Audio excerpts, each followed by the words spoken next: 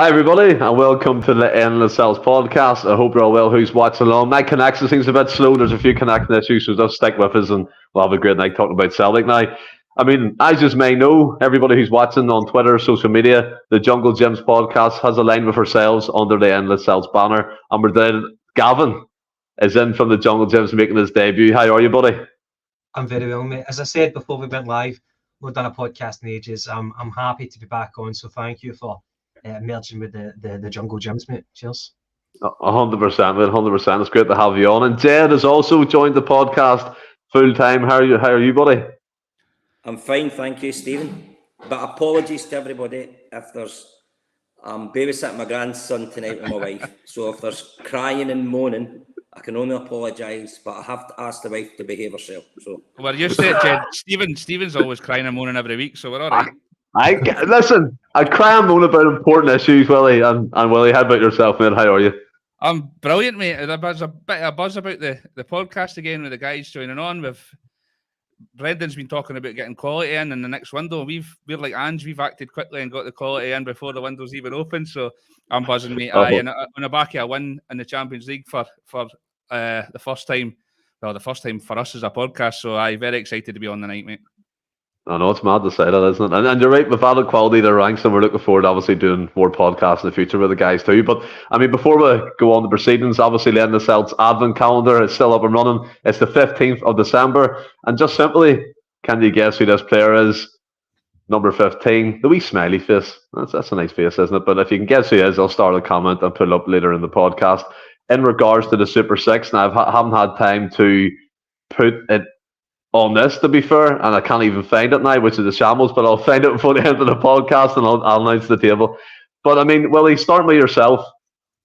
As you said, coming into a Champions League week again, we're always kind of, I don't know, on this podcast, you're always optimistic, I'm always downbeat, and there's no in between really, is there? But a brief overview of that Feyenoord game, and a game that was described as a dead rubber, but again, both teams were going at it from the start. I think Feyenoord came to win the game. They didn't sit back. Arne Slot said they wanted to win the game. And like we always do, mate, a brief summary of a fantastic night. Yeah, you're absolutely right, mate. I was it kind of switched this week because you were a bit more optimistic, and it's the first time I've kind of been a bit downbeat this year with regards to the Champions League. But you're right. Both teams were there to win. Arne Slot was running up and down that touchline at every opportunity when they had chances, so you could tell he was desperate to win the game. Hard fought, well earned win. I think we've actually played better in games this season and last season in the Champions League and not got the result. I just feel like, you know me, every week I'm always saying that I feel like just a wee bit of luck to go our way instead of against us, which I feel has happened this season especially. And that definitely happened on Wednesday night. And it was a proper good result. I'm so chuffed that we've got the monkey off the back with this unwanted record that's kind of been going all over social media. Another one of these records, by the way, that sounds a lot worse than it actually is. Like we hadn't beat Livy in 50 years, but they were in the championship for 45 of them. But the monkey's off the back. A win in the Champions League. I'm so pleased that this group of players has proved a lot of people wrong, including their own fan base, because they've been getting a bit of stick recently. So just a magic night all round. I was going fucking nuts. Brilliant. Yeah, it's one of them things. It was a game I tried, like, again, Gavin. I mean, for myself, like Willie said, yeah, it was optimistic, but it was more optimistic in that there was no pressure. There was no kind of nothing to be gained, nothing to be lost in that match against Feyenoord. And I was trying so hard within myself not to be like, do you know what I mean? All the Champions League on, the lights fall into that trap again. But see, once I see the teams coming out, I got the buzz again, and I was like, wow, we're in the Champions League. And look, I'm not going to sit here and say this win papers over the cracks that we all see, but I mean, we have to enjoy winning the Champions League. Not only that as well, it boosts the coefficient, which is great for Scottish football, and then also gives us an extra 2 million in the bank balance, which will probably stay there for Peter Lawwell's bonus, but that's another podcast. But Gavin, what about yourself, mate? How did you feel? Going into the game, like what you said with the rewards of a win, you know, the over £2 million for a win, the boosting the coefficient as well. A lot of people were talking about that. I think most of the pundits, what I was concerned about was what I was looking forward to is if we did get a win, it would galvanise us. And I think, especially with our kind of rocky form domestically, we really, really needed that. We need to get back on track. And especially with the squad we've got, it's a wee bit threadbare right now. The injuries, you can't legislate for that. It is what it is. We need to make best of a bad situation. But the confidence that you get from a win in the Champions League, no matter who you're playing, we're going to reap the rewards of that, and we really needed it. It came at the right time for us. The game itself, I was a bit of a roller coaster of emotions. I was a wee bit like William going into the game. During the campaign in Europe, I've been somewhat optimistic. Even going away to the away games, I was thinking, it's still 11 against 11. However, going into the final game of this group, I was like, nah. We don't have the players, we don't have the confidence. Now we've got injuries. Whenever you look at the lineup, people like Mikey Johnson starting, Liam Welsh coming in from the cold. Steve Welsh coming in from the cold. I was just thinking, luck is not on our side tonight. But we went through it. People stuck together. Cal McGregor managed to,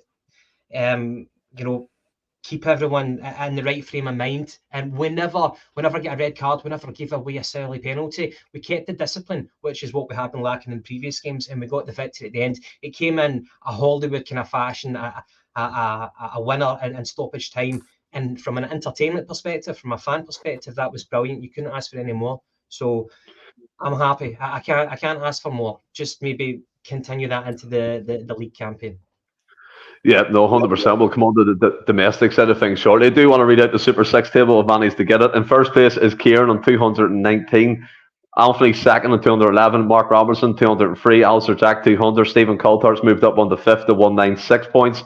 Sixth is Kevin Hampsey. Joe Finley 7th. James Bowie 8th. William, you've dropped 1 to 9th, and rounding off the top 10 is Brian. But Jed, like what Gavin was saying there, it's the feeling you get. And look, you've watched the podcast many a times, Jeff, and you've commented many a times. You've been on a few times, and we've had a wee bit of back and forth. And I think we all know where I stand on the European stuff, and it's not good enough. I think we all agree on that in an aspect of things, but people kind of point to different situations, money, teams who were up against it, and caliber, which we'll come on to as well. But the feeling that you get, like Gavin said, from a Champions League win is fantastic. Not only for the squad, I mean, a Fredbear squad, if you're looking at the starting lineup, do you know what I mean? Mikey Johnson starting, Stephen Welsh, Liam Scales, these players who necessarily wouldn't be first team starters. Obviously, Liam Scales, he's come on the game and been fantastic for us all season. But again, against Feyenoord, who, in my opinion, I think we could have beat if we kept 11 men on the pitch in Rotterdam. But we showed our mettle, and it was a good game overall. Yeah, I mean, my daughter actually took a picture of me in the way to the game when the team was announced. And I was like, oh God, when I found out Stephen Welsh was playing. But I mean, I'll give him credit. I thought he actually played pretty decent. And for me to give him praise like that is really quite telling. Yeah. But honest, I know they said it's a dead rubber game, but I can honestly say I don't think I've ever been as animated at a game of football in probably 30 years. I don't know when we turned out there was actually quite a few Feyenoord fans on the side that sit next to my daughter. Right, and they were, I mean, it didn't bother me because my daughter was in the Madrid end when we played Atletico last month. So the guys were actually decent. But I was going off my rocker. I was shouting at the players. I was shouting at the ball boys. And when we got home, of course, Kate had great pride in telling her, my dad was off his fucking rocker at night. So it was, but just what Gavin and yourself, you were saying, I personally thought out of the 3 performances at home in the Champions League, that's probably been our worst performance. I thought we played better against Atletico and against Lazio. However, we got there in the end, and that did show character. In fact, when the winning goal came in, I sat up in the Jockstein upper, and I thought it's going to be offside because he was unmarked. I thought, it's going to be offside. I didn't realise, so it was like a delayed reaction to the goal celebration. But delighted with the result, especially after a second half performance against Kilmarnock. There's still a few worries for me. Mickey Johnston again proved that he's not good enough for us. The right back had Palma in his back pocket. Palma couldn't get past him the whole game. So there is a lot of work still to be done, but also we'll take a lot of positives from it. I mean, we've doubled our points tally compared to last season. We've got 4 points. And if things went, if we had a wee bit of luck, yes, we could have been through the next, well, maybe the Europa League. I do think the Champions League's a bit of a step up. Cheers, Alistair. Thank you, pal. So, no, but I was delighted that we won. So it was. Yeah, I'd say, to be fair with you, actually speak my language, Jed. I mean, Mickey Johnson proved why he's inept in the Celtic shirt. I thought he was bullied physically and athletically as well during that match. And you spoke about Palma. We'll come on to him. I have issues with Palma too. But Gavin, one player I do want to focus on who played a part in us winning the penalty kick was Liam Scales.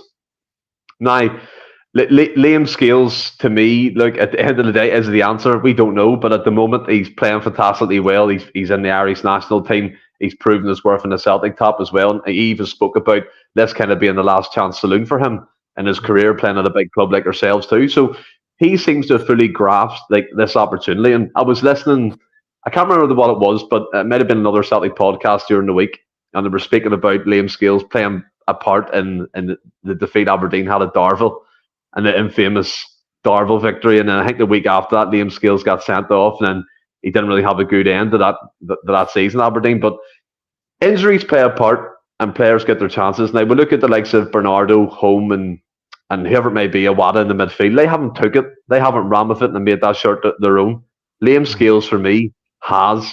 And it's to the detriment of Mike Naraki or Gustav Lagerbielke, Nat Phillips to a certain extent. But at the end of the day, a player on form like him, and what amazes me, he looked like prime Maldini. He took control of the defence. He can play a brilliant pass. He played Kyogo through maybe one or two times during that match, and I thought Kyogo should have probably done better with the chances that were created for him. And he's deceivingly quick. He's like Starfelt that way. Starfelt could cover ground really good. I think Liam Scales is off that out as well. But just at the moment, Gavin, I think Liam Scales is probably, even with Carter Vickers included, our best centre half that we have at the moment on form. Yeah.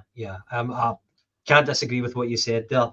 In terms of the penalty, another thing is the physicality of Scales. If we never had the physical defender, we probably wouldn't have been able to earn that penalty. Otherwise, our defender would have just been shrugged off the ball. But the fact that the opposing player had to bring him down in that fashion shows you the strength of Scales. And talking about, like going from the highs and lows, the lows at Darvel, and then the high of winning in the Champions League at Parkhead under the lights, it's perplexing in a way. I can't really explain it. Sometimes, like whenever you see a player go into a superior team, play with superior teammates, you're going to assume that he's going to rise to the fore, and that has been the case. But at the same time, you look at how many changes we've seen at centre back. Cameron Carter-Vickers, if you're a defender coming into Celtic, you're like, I want to play with that guy. But he's had like Lagerbielke, a 3 million international transfer, but it's been Scales who's looked the international player, and Lagerbielke has looked a little bit out of place. So despite the uncertainty, despite the changes, he's risen to the fore. And I know it's difficult to speak about Liam Scales without sounding a little bit patronising, without bringing in some kind of cliches. But he is playing for his future. We love a cliche, Gavin. I guess we can drink every time we say a cliche. But he's done really, really well. Whenever a manager gives you the trust and you fulfil what was been asked of you, then you earn the jersey. I think that I'm wondering, there are a lot of Celtic fans who are thinking, when is he going to drop out? When is Narovski going to come in? And I think that Liam Scales, what would it take, apart from an injury, apart from a suspension? I think he'd probably have to pledge his undying love for the Green Brigade in order to get dropped out of the Celtic team. But he's performing, and that's all we can ask. And it's, again, cliche, it's an example to others, aspiring Celtic players. That's what you need to do. Just don't make any car crash mistakes, However, the long term is he's what, kind of 24, 25 perhaps? Yep. Does he distribute the ball as fastly as what we would hope? Probably not. However, nobody right now is demonstrating in training that they're better than him. So until that happens, it's his jersey to lose. So I'm happy for him. I'm really, really happy, especially like the man of the match performance at Ibrox whenever we were really under Kosh. Brilliant match defining performance. And again, getting the man of the match in the Champions League whenever we win after 15 odd attempts. It's brilliant. So I'm really, really happy for him. I don't know where his future will be in the next 2 years, but for right now, he's doing brilliantly. Yeah, Gavin, I do agree. Sorry, I'm just going to ask Gavin, do you not think there's a possibility that we could move Scales to left back? I know that he started off his career in Ireland there. He's played left back, left wing back. However, he said in an interview, whenever he first signed for Celtic, that his preferred position was centre back. I don't think he's got the mobility as a left back. He might be okay there as, you know, a one-off game, but I don't think his long-term future would be at left back. What do you think about that, mate? Well, the way Taylor is now, I'd probably be better at left back. He's naturally left-footed. He has got a bit of pace. Go on, Dad. He's got a bit of pace about him. So, yeah, maybe it's something we could look at and try in a game. Maybe when we play, who's it we play in the cup? Bucky Thistle. Bucky Thistle, yeah. Look at that, because I do feel like I even made a comment on Monday night when Nat Phillips came on. Scales just his performance dropped as well because he's saying I'm having to cover for this arsehole tape that I'm next to me. So but look, I'm willing. I don't think he should be dropped from the team. I would like to see him getting a few games at left back to see how he is, because surely it cannot be any worse than Taylor. Speaking of left backs, Willie, and I seen your face there when Alistair Jack put the comment in that Liam Scales spends half the game covering for Taylor, and I agree in essence. Yeah. And obviously Jed posing the question to Gavin about Scales, he may be moving to left back, but the focus, to bring it back on Scales a minute, it's like, and again, this is a cliche, Gavin, an Irishman wanting to play for Celtic and fulfilling that dream. He's done that now, and he's played fantastically well while he's been doing it. And his rise, I mean, I openly admit I'm one of them supporters who's going, when's that League One dip coming? Do you know what I mean? That's what I'm thinking. When we're going to see him at his level in Aberdeen, at a Dundee United or Inverness, yeah, but he seems to just keep carrying on. And I love the fact you referenced the fact that he's played with Phillips, Larga Bielka, Naraki, Carter Vickers. He hasn't really had a settled partnership, so to speak, and he's done well the majority of the time he's played. But, well, you shook your head at Alistair Jack saying about that with Scales. I agree. I personally think that Liam Scales is pulled out of position a lot covering for Taylor. We all know Taylor's told to play in field and go up and attack the game. But for me, that demonstrates what Scales is good at, is just pure defending and being a rock at the back. And like I said, the focus on him, he's been fantastic. Oh, yeah, absolutely. I mean, I couldn't agree more with the boys about Scales and his form. He's, I think, the biggest compliment I could pay him. I mean, we've discussed it in the past with Angie's team as well, that there's no many players that are in our squad that are like indispensable, like you can't drop. I think Calmac's probably one. And in the past few seasons, CCV's definitely been one. But the biggest compliment I could pay Scales right now is if you hadn't seen us play a game before this season and you've watched the majority of this season, you would say that Scales is the number one man in that centre half pairing, because he's been absolutely colossal for us. He's been tremendous. And I can't. He must have been about sixth choice when he came in at the start of this season. I think the gaffer's already said in an interview he kind of came in and they had talks, and it looked like he was away. And then he's had a good pre-season, and then the stars have just aligned for him. And there's been injuries, and he's managed to get his chance, and he's absolutely grabbed it with both hands. He's been absolutely colossal, and for me, he's undroppable at the moment. In the chat about him moving to left back, for me, I wouldn't, just because he has been so good at centre half. I just think he's been, like I say, he's been colossal there. He's been an absolute gladiator. I wouldn't be wanting to move him just because I think we would lose a lot at centre half at this moment in time. So for me, I wouldn't be pushing him out there just because he's been so good this season for us. What about the Taylor argument? What about it? Do you think? I mean, I think Jed is right that European level. I think a lot of our players get found out. Let's be fair about this, but Taylor hasn't, in my opinion, coped well. And look, I agree with Gavin in an aspect where Scales, to me, he doesn't have the mobility to cover that role. So for me, it's a non-starter. But can you see the frustration? We know you're Taylor's probably biggest fan, but can you see the frustration with people saying we could probably try something different? Yeah, I mean, you see, I'm Taylor's biggest fan. I just think I'm his biggest defender because it's a good thing. I just feel like he gets made the scapegoat time and time again. Even in our group chat, every time a goal goes in, somebody says, "Oh, that's Taylor's fault." When there's 4 or 5 players at fault for the goal, but everybody picks out Taylor because he's the scapegoat. He's obviously, for me, he's. He obviously we can get better. If we buy a better left back in, then I'm not going to. I just feel like he gets unfairly treated when it comes to aspects in the game.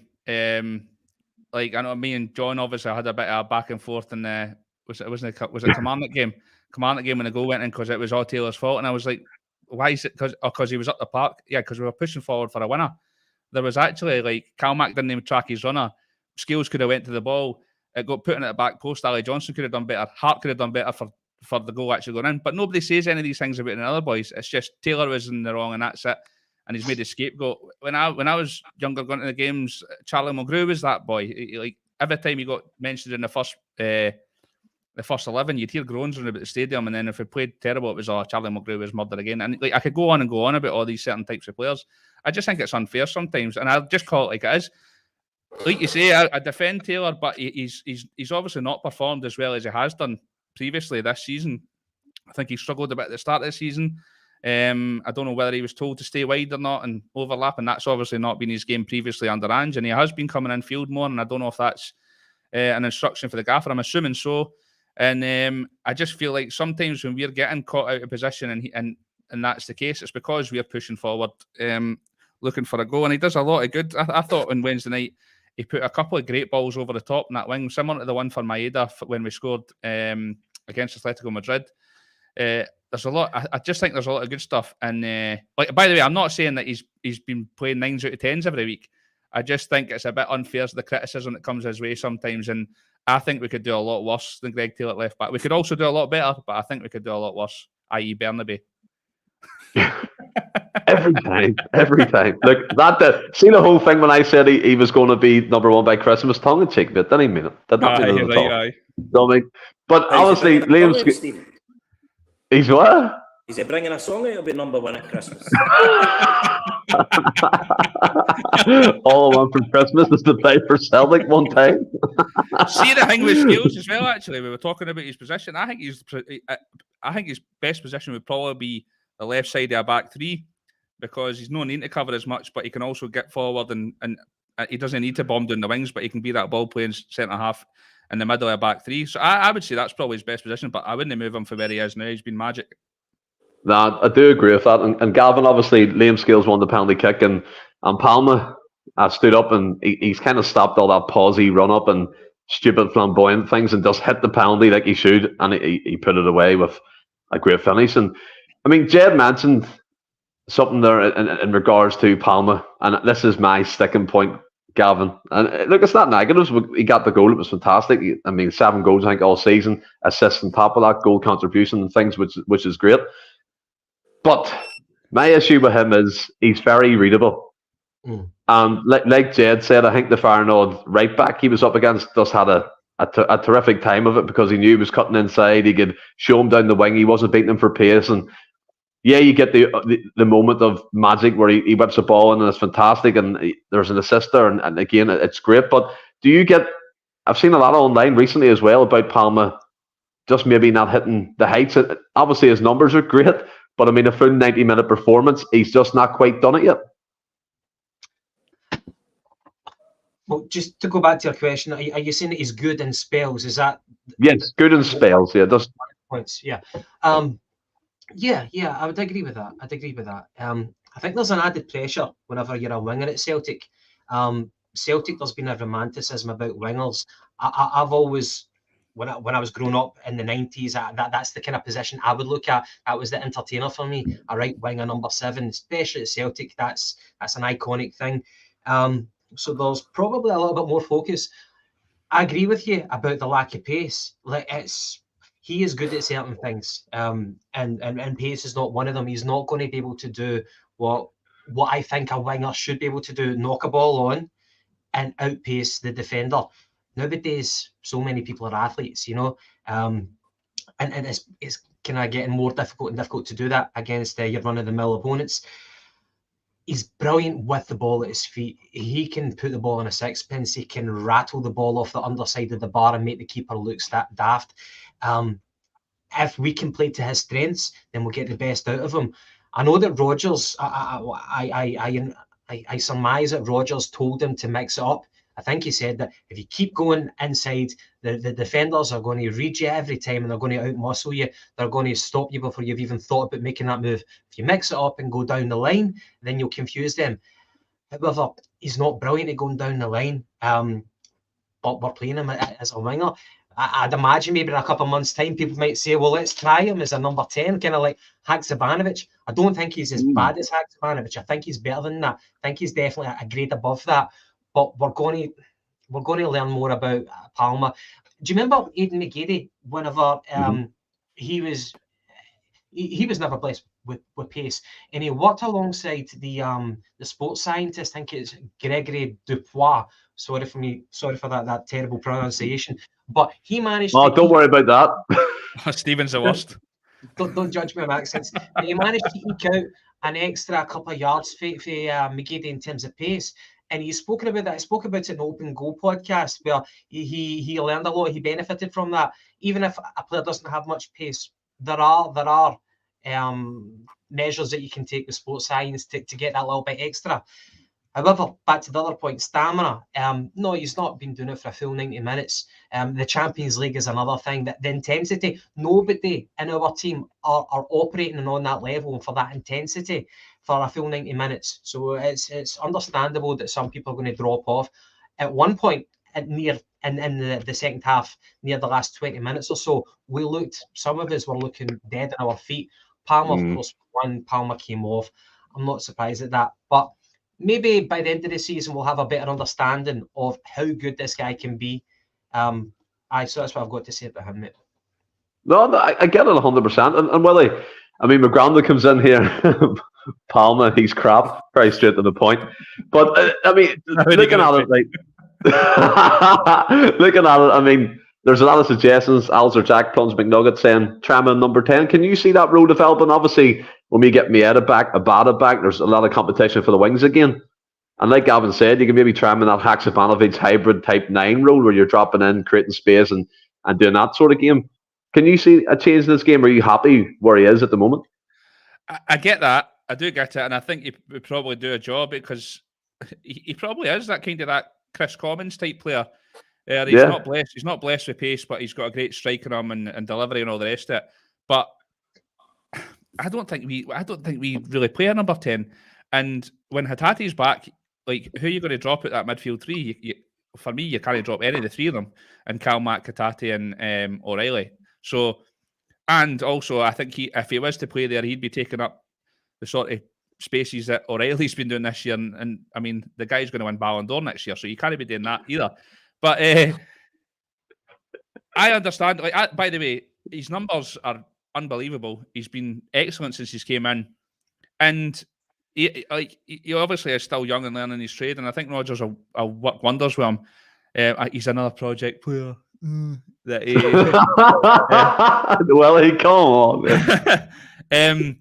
And it does frustrate me with the fact. I mean, I'm you know me, mate. I'm always like, kind of. I don't like to sort of criticize, and I like to give guys a chance. And he's been magic, but it does frustrate me at times with the fact that he doesn't hit the line. I mean, I say that as soon as the first 2 or 3 games I seen him, I was like, he's hit the byline once in 3 games, and I do feel he needs to mix it up. Some people would argue that his ability when crossing the ball is that he doesn't need to do that because he just rolls out his feet and gets the ball in. And I would agree with that as well because he's got a fantastic delivery.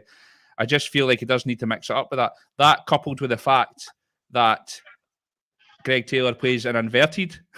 I mean, if we had somebody that's lapping over him, if we had like a KT type player that's lapping over him every time, it wouldn't be an issue because he's dragging defenders away and we've got that width. But because they're both coming inside, it's kind of leaving, like, it's easy for the fullbacks or defenders on that side of the game. But, like I say, I don't want to criticise because I think he's been fantastic for us. He's obviously got a lot to work on his game. And definitely for me is that he does need to mix it up and hit the byline once now and again. But like I say, he's been excellent. So I wouldn't be playing him number 10 personally. If anything, I'd actually like to maybe see him on the right because it means that he's got the overlap for Johnson and his delivery is brilliant. So he can get it out his feet and deliver it for the right hand side. But that's obviously not what they want. And you do miss that, him cutting inside because he's lethal. We're getting shots away as well. He's obviously shown it. So you do miss that as well. So, but I mean, there's a lot you could do with him. He's a great talent. People says, shut up, Alistair. He's obviously a great talent, and he's definitely quality. So, I've been pleased with what I've seen from him.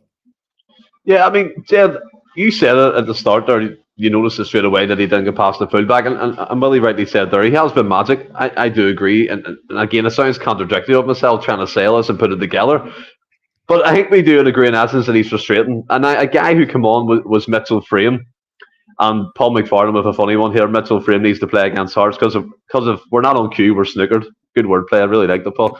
But I mean, there's San Fran start Frame end of story. He came on the left hand side, but I think by trade he's a left back, and I have seen him play in 2 or 3 games in youth level. Okay, before Franny comes on to me and says I haven't seen him, but he played in that Youth Cup final and a couple of developmental games as well. And he looks very direct. He looked pacey. And when he came on, one thing he did straight away was take on the right back and get a terrific ball in across the face of goal. Something Palma didn't manage really all night, albeit he got the goal from a penalty kick. Are you that frustrated with him where you'd be like, take him out, put him back in, like we've done with Abada very early on? He was still getting goals, by the way, but we were dipping in and out substitute appearances, starting and kind of building his confidence up that way. Or are you just like Willie, just maybe a wee change of position and see what he can do on the right? Well, to be honest, Stephen, I hate slagging Celtic players, but I feel the older I'm getting worse. Honestly, you're good at it, to be fair. I actually look in the mirror and think, yeah, fucking work with yourself, Jay. But I like Palma. I think it was just, like I say, I was just the way I was on Wednesday night. I was frustrated, and it was annoying me. I wasn't getting past the guy. I mean, I was even shouting at the Bhoys. I mean, come on. I was taking out everybody the other night. So I was. But no, I do want to make. There's definitely a player there. But at this precise moment, we've got no other options. He's going to have to play. He's going to have to play. I mean, I hope he comes on and becomes a superstar and proves me wrong. I'll be more than happy with that. So, in terms of Palma, yeah. Yes, there is a player there, but I think Gavin's bang on, Jed. I think even you more so than us, you'll have seen even more. Like the Glasgow Celtic way was like wingers and getting it wide and beating men, and he doesn't do that. We've had it growing up. You've obviously seen even better players on the wing for us, and he just doesn't do that. And I think that's something we need to. But what we see when he came over, was he playing on the wing for his previous club, or was he playing in the number 10? He was a left winger for Aries. Is the Aries or something in the Greek league? Yeah. So he was. Stephen, could I ask you a question? What your thoughts on this would be? Right, see Greg Taylor, in terms of the hierarchy of our dressing room, Greg Taylor's quite high up. He's one of the top trainers. I think he's like the second teacher's pet next to Callum McGregor. A really good trainer. He's got a great attitude. And he's just a really popular guy. If you listen to him in interviews, he's quite a likeable guy. However, the glaring thing, and I get where Jed is coming from, don't like to sag off Celtic players, but there's a glaring deficiency here where he has been shown up at the highest level. So, Stephen, what do you think would be the effect if Brendan Rodgers took him out and put in Bernabei off frame? Do you think that would cause fractions in the squad if that happened? Well, if it caused fractions in the squad between senior players, and that's absolutely pitiful, in my opinion. They should be big enough and old enough to deal with change. They're paid a handsome amount of money, and if you're not pulling your weight, you shouldn't be in the team. And I'm not saying that Greg Taylor isn't doing that. There's just a lot of suggestions in the comments about frame. We've only seen 15, 16 minutes of first team action, and he looked decent. The thing with that whole situation is, look, Taylor knows he doesn't have a challenge, right? Taylor knows that effectively that position's his unless a catastrophic something happens or he gets injured, he's out for a long period of time, then you have to kind of scramble and get somebody in. But if rumours are led to believe we're after a Portuguese left back, there was a Dutch left back being touted around today from, I think it was FC20, can't remember their names, but apparently Stephen McGowan confirmed this. He's a reliable source. But in terms of the Mitchell frame, it's got a lot of people talking. Could it be the Kieran Tierney effect? You know, I mean, you don't know these things. Kieran Tierney came in after an Izagiri injury, and he made that position his own. Izagiri wasn't to be seen again really in a Celtic shirt, only when he had to kind of play a bit part role, and things like that can happen. But again, just to reiterate, I'm not saying that for a second. I'm happy enough with Greg Taylor staying where he is at the moment. Like, Willie, can we do better? What? We'll barely see him again. He did all right when he came on, but like, see if Tellio came on and did exactly what he did, nobody would be raving about Tellio today. It's just because he's a young boy. He's came up through the youth. Everybody's excited that he's another one. But like, if Tellio came on and did what he did, chased it, beat one man once and hit the byline, and then played fairly solid 6 out of 10 and tracked back, nobody would be screaming about him today. It's only because he's one of our own. We'll not see him much again this season, in my opinion. There's a lot of people in the comment. Drop Taylor, maybe he'll step up his game. People are thinking he's off form. I don't think he's been that bad. I see the deficiencies in his game. I think that's obvious to see. But to kind of leave that to one side, I do want to talk about Celtic within the game. Willie and Jed said it was one of our worst performances. I don't necessarily agree. I thought we were controlled, we were measured, we were playing well. We didn't panic, like Gavin said at the start of the podcast. We didn't concede a silly goal or a penalty kick. We seemed more mature in our performance, picking the right opportunities to go forward, picking the right moments to defend well. And I thought overall, if you kind of put it into one perspective, I thought we played really well and got the victory that we deserved. Yeah, we grinded it out. I get where Jed's coming from, because like, we did ride our luck. I think going into half-time, 1-up, we were pretty lucky. They had 2 or 3 chances right before half-time where they probably should have scored. Joe Hart was tremendous as well, by the way. He pulled off some brilliant saves for us, kept us in the game. I think for the goal we conceded, it was just so easy again. Everybody staring about, looking at each other, and one simple ball got through like 3 players and at the back post. So it was poor again, but it was a really well we grounded it out, and I'm really pleased we came back and we got that goal at the end, because I know we'll go on to that after the winner, but previously in the Champions League we've been fairly comfortable or even, dare I say it, like in the ascendancy or the far better team, and then that sucker punch comes with a silly goal that we lose, and the heads go down and the result goes the other way. But thankfully for us this time round, that wasn't the case, and the crowd were excellent as well. They were absolutely, it was electric when Lager scored too. So I'm really pleased. I don't think we were at our best. Like I said, I think in the campaign, Jed said it as well, like against Lazio especially, even that the Feyenoord, the first game in Rotterdam and the games, the first game against Atletico, I thought we played far better than we did and didn't get the result. But I mean, that's football. Just pleased to grind at that result. I thought we were good, but we rode our luck at times. Yeah, no, I totally agree. And Gavin, you referenced it, and that they scored their goal through Minty, I think it was, in the 82nd minute. And usually then you can write the script and you can say, do a Lazio conceding at the 96th minute, and you'd be like, same old. But before we come on to that, obviously the winning goal, it was a fantastic bit of play by Celtic at that point. I thought during that period of time when they were kind of rallying and coming against us, that we stood up and recounted the likes of Scales, the likes of I mean, Taylor, like that. AJ, thought Alistair Johnson was fantastic. I thought he was getting in about it, a goal line clearance, basically. Thought Joe Hart was brilliant.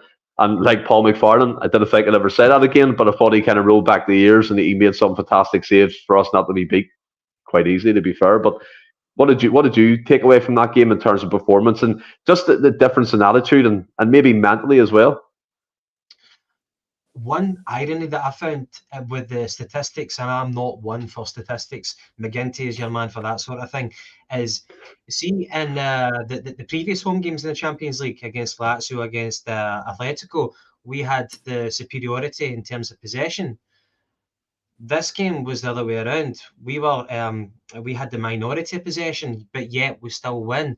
I was thinking at times like in the games, like if we never had bad luck, we'd have no luck at all. But somehow we managed to get the victory. Some people might say we were the better team that night. I'm not too sure, but we did stand up for ourselves. We kind of played as a team. Another thing I was thinking of was when I went into the game, one of the first times I ever remember where London Road was kind of cordoned off by the police. When I was trying to walk to my seat, I couldn't get through. I had to double back and go the other way. That was because of the travelling support. I think they took a full allocation, the Feyenoord fans. And whenever I got into the stadium and I turned around and I looked at them, I'm like, they better not outsing us tonight. I hope that they don't put us like to shame. And I don't think they did, despite their numbers. I was really, really glad of that. And I think that we were the 12th man on the night. Another cliche, forgive me. But I think that really, really galvanised the team. And that might have been one of the massive factors. And I was actually getting the stoppage time winner. The man who scored the goal, Lagerbielke, like you couldn't really write that. But again, he comes in from the cold. Another player comes in from the cold and he scores. Brilliant, fantastic. I don't know if he's going to make a Celtic career out of that. I don't know if he's going to kick on, but it was amazing. And I said at the start, from an entertainment point of view, it was brilliant. There were a few worrying things in the game, like even in the first half, Awata comes off in like the 18th minute. And I was thinking, fuck, that's our game plan. Ripped up. Cal McGregor, the creative force, is now going to be going back to number 6. We bring on Bernardo. Bernardo for me is a bit of a grey man. I don't know what he's good at. He's in the dark, in the shadows, does operating. Exactly. Like Palma, you know what he's not good at. You know what he's good at. Bernardo, he's just, I don't know. I don't even know what position he plays, to be honest with you. He's like that boy at the five-a-sides that just doesn't mark a man, just chases down every single ball and just runs about like a headless chicken. I don't understand where he plays yet. Yeah, like he's favoured over home. I get that just because of a little bit of physicality. However, I think home has got a little bit more technical attributes to what Bernardo does. So I get it, but it changed the game plan because we thought Cal McGregor, brilliant. He can drive the play, he can go forward. Wata can show things up, the wee kind of hatchet man. It changed very, very early on, but we still kind of fought through that. And that's whether you give the credit to Rodgers, whether you give the credit to the players combined, I don't know, but that was the one hurdle, the one adversity that we came through, the first adversity in the game that we came through.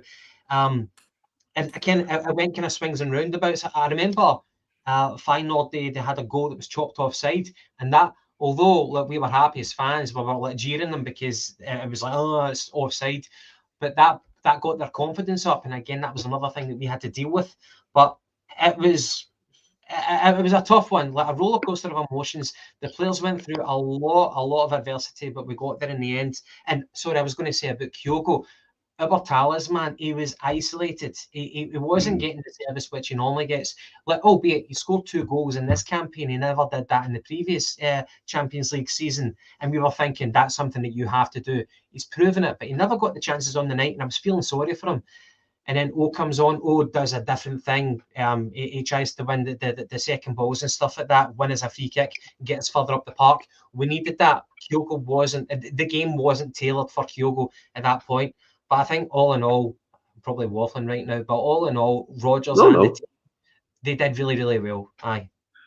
One thing, Gavin, you'll get used to in this podcast, we waffle a lot and we never tire of it. So just get stuck in and waffle all you want. But I mean, Jed, you look at what Gavin said there, and rightly you said it wasn't our best performance, fair enough, but we did come through a lot of things, a lot of tactical changes within the game. Bernardo come on, we weren't necessarily prepared for that. Welsh came in for the cold, Maggie Johnson was starting. So basically, it was a Fred Bear team. And it kind of, you look back at Rotterdam, and I think if we kept the players on the pitch, could we have got a draw or maybe a win there? You never know. Hindsight's a wonderful thing. Do you know what I mean? But I think, as Gavin said as well, and Willie rightly said, it was a good team performance, and something a Champions League win can maybe kick us on, and hopefully next year capitalise on that. Yeah, I mean, just something like what Gavin said. Kyogo, where I sit, I've got a great view. The runs that he was making, and his teammates didn't see it. And again, that's what I was getting frustrated about. And this is where I think he's really missed Maeda and Abada.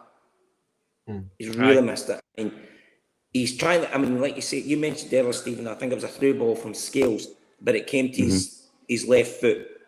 And I was saying if that was the other side, we probably had a better chance. But that was the first time that a ball went over the top. He made the run. Scales seen him making the run, but during the game he was making loads of runs. His teammates never seen it.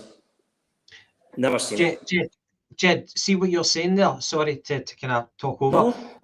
See, whenever Kyogo does that, I totally get where you're coming from. When you're in the stadium and you watch him make the run, and he telegraphs his run, but and it's a usual Kyogo run, but it's immediately met with sighs from the crowd because we see it, and I think some of our defenders and midfielders see it, but they don't have the confidence to execute the pass. And I just feel, God, I wish we had a player or two who could. It's kind of like whenever we signed Robbie Keane, and Aidan McGeady was the only person who could kind of dovetail with that quality. I don't know if we've got anybody who's got the perfect pass, the perfect eye to execute those passes. But Gavin, runs. Would you not say that's more of, I mean, you mentioned the play of Palma's strengths. Would you not say that's more of a tactical issue? Because last year it was fine. Kyogo was banging them in left, right, and centre. And effectively, if you... Maeda and Abada. Yeah. But 100%, but also the midfield was providing assists too. So Calmack, O'Reilly, they were doing the same things effectively. But what I've noticed with Rodgers is, Gavin, that maybe the style isn't as cutthroat where you're making them kind of forward passes all the time. You're trying to penetrate the front. It's always, what's that, the horseshoe, the funny thing that people say now. So you're going from right to left, left to right, trying to open up the space kind of more slowly and more patient. Do you not think that's the issue with Kyogo in that way? I totally get what you're saying. So the chances that Kyogo got, it was because our ball distribution was top heavy down the left flank and the right flank, and the fullback would be overlapping, and it would free up somebody to ping in the ball from the left or from the right, and Kyogo would just do a one-touch finish. That was the strength of Kyogo, just a one-touch finish. However, I'm actually talking about the horseshoe style. Whenever the ball is getting played from the back, going from left to right, occasionally might go to midfielder. Whenever we're doing that and the opposition are kind of thinking there's no danger, that's the moment where Kyogo is running behind the defender. And when you're watching it back in the stand and you're seeing these runs, that's the moment where you think if we had like a Xavi Alonso or somebody like that, Christ, that's Charlie Adam. Perhaps Charlie Adam. if we had the type of player who could execute those passes, then it would bring out more of what Kyogo's full repertoire is. However, last season, I totally agree that Ange's philosophy was the delivery from getting to the byline, left, right, and Kyogo would do it. But we're doing that less now. Totally get you. That supply line has diminished. But it's the other thing, whenever we're just passing it from the fullbacks to fullback, that's when Kyogo's making the runs, and we should be more alert to that. But I don't think we've got skilled enough players to execute those passes. I would agree with that, by the way. I think, and we have scored a couple of goals. Just off the top of my head, the Calmack played a brilliant ball the other week there for O, and when O shrugged off the boy and got in, and that's the type of ball I think Gavin maybe talking about. He's bent it in behind the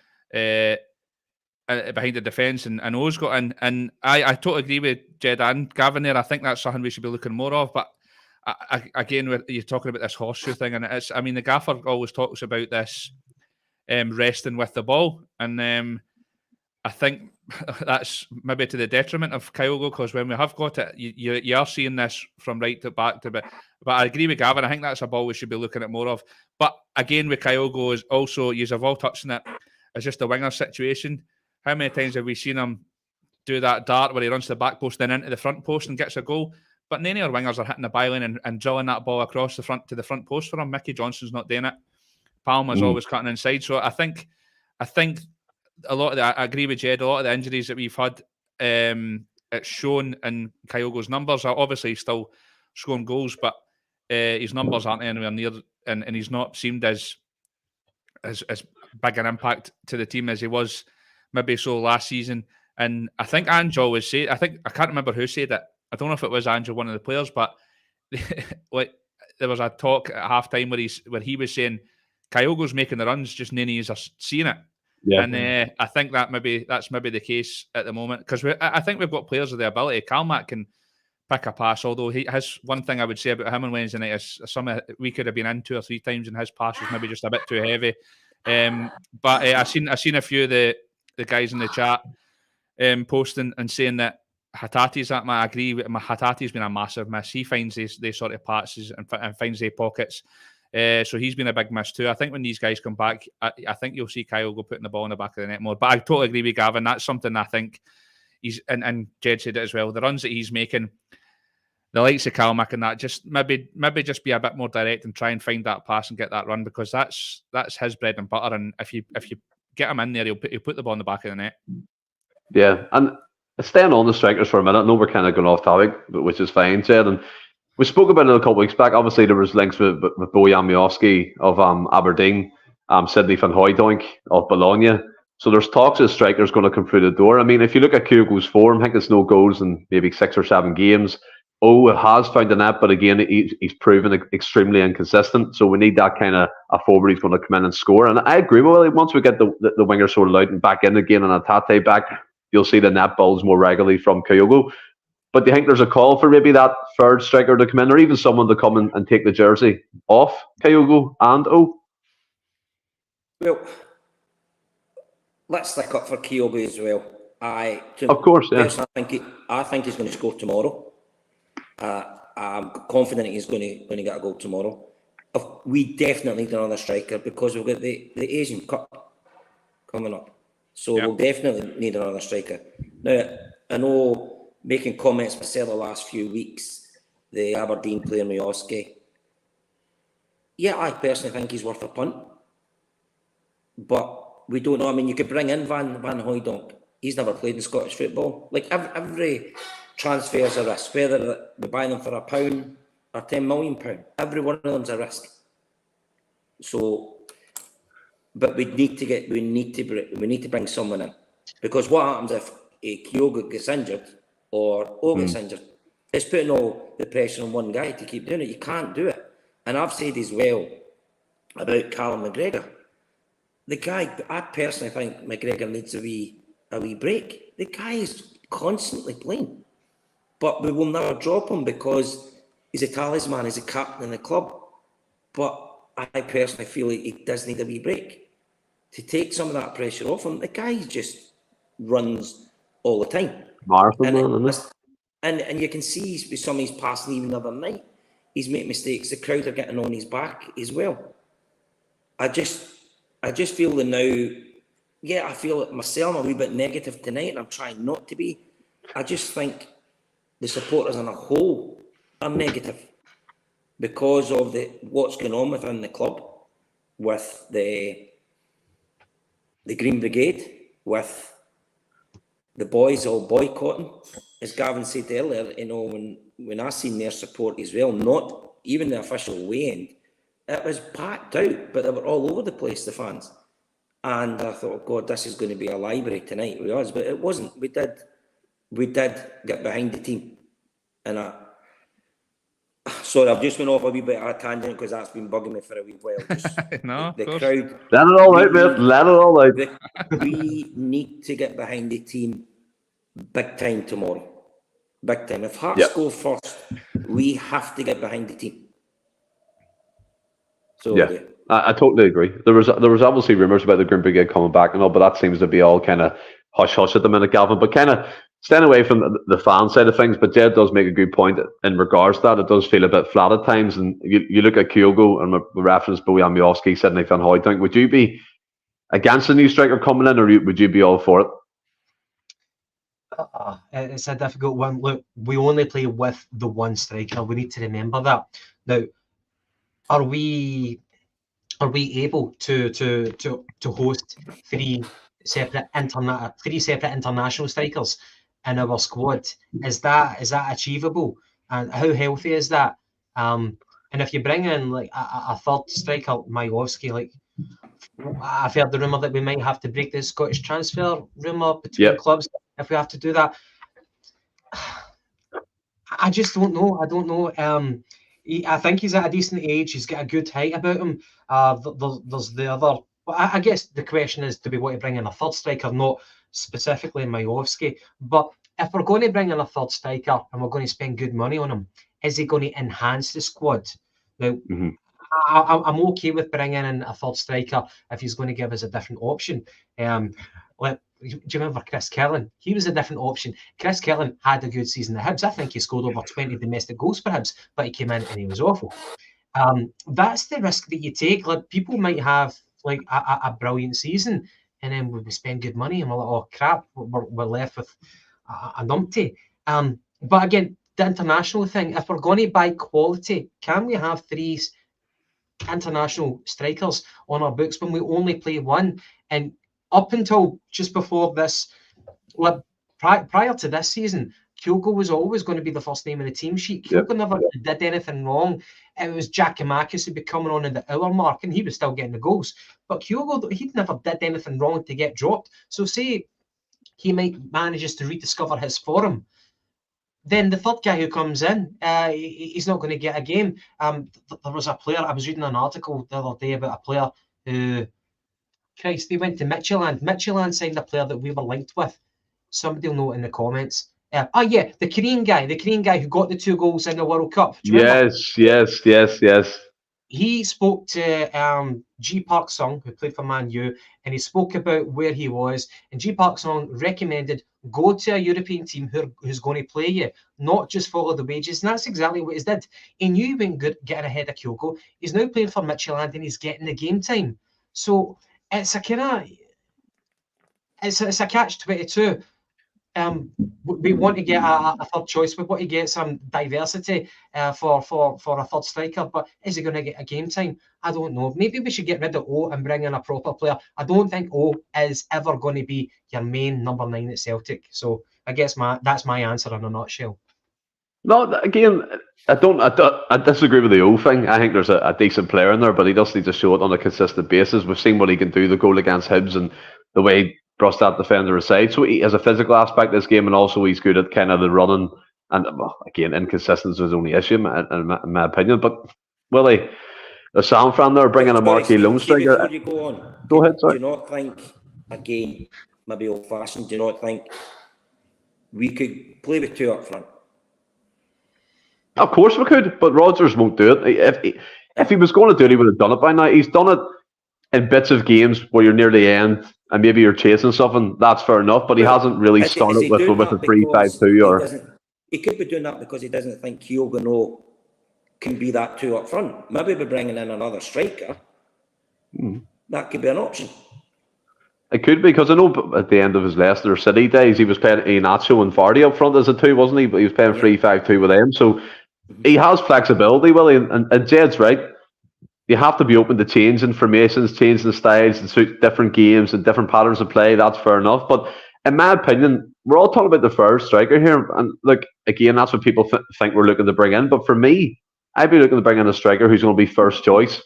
A quality player, instead of getting someone else to sit in the bench or fill a gap in the squad, because it's bloated enough. And even John Kennedy said today in his press conference that they need to trim the squad in January, and that's what they're going to do because it's too bloated and they need to manage it better. But I would be of the opinion, if we're going to go into the transfer window, sign a player, a striker who's going to come in and just take the jersey and start as number 1. I absolutely. Do you think Miovski's that player? No, but this is what I'm saying. This is my opinion. I'd be looking. I thought you said you would take Miovski. That's why I was asking. Just anything under 3 million. Because that's my. But is he going to challenge Kyogo for that first team shirt? I don't know. This is why I just don't get it, because on every one of our podcasts, all over social media, all I see is our fans complaining. You know how many people I've been arguing with on this podcast about everybody's complaining, and they've always got this figure in their head where it needs to be 6 or 8 million, right? I don't care what we spend. I just want a quality player. I don't care if we spent 1 million on Kyogo or 100 million on him. He's quality. So it doesn't matter to me the figure or the fee. That's one thing that annoys me. But all these people are saying we need to bring in quality. We need established European players, whatever that is. How are you meant to find that? We need to find this player, that player. And then all these people I'm seeing on social media are also, I would take Majowski, but he's not going to strengthen our first 11. Nobody can tell me he's going to strengthen our first 11. He's not a better player than Kyogo in my eyes. I just don't get it. I don't get it at all. So for me, I wouldn't be looking to bring him in. I personally think that if O was at Aberdeen, for example, I think he'd be posting the same numbers as Majowski. I think he's just as good a player as he is. He just doesn't play as much and as often in the league. I honestly think if he had a run of games, he would be posting similar numbers if he played for a team like that. So I don't think he's even an upgrade on our second choice striker. So for me, I wouldn't be looking personally. The only thing is, Jed's mentioned that this Asian Cup's coming up. So so it's a strange one for us this season, because personally I don't think we have a massive issue in the striker department at the moment. And I know, like, pre-season and even at the start of the season, O wasn't even getting a sniff, because when Kyogo was coming at the side, he was pushing Maeda up front. He was playing as a striker. So that's another option. So when all the guys are fit, I don't think we've necessarily got an issue in that department personally.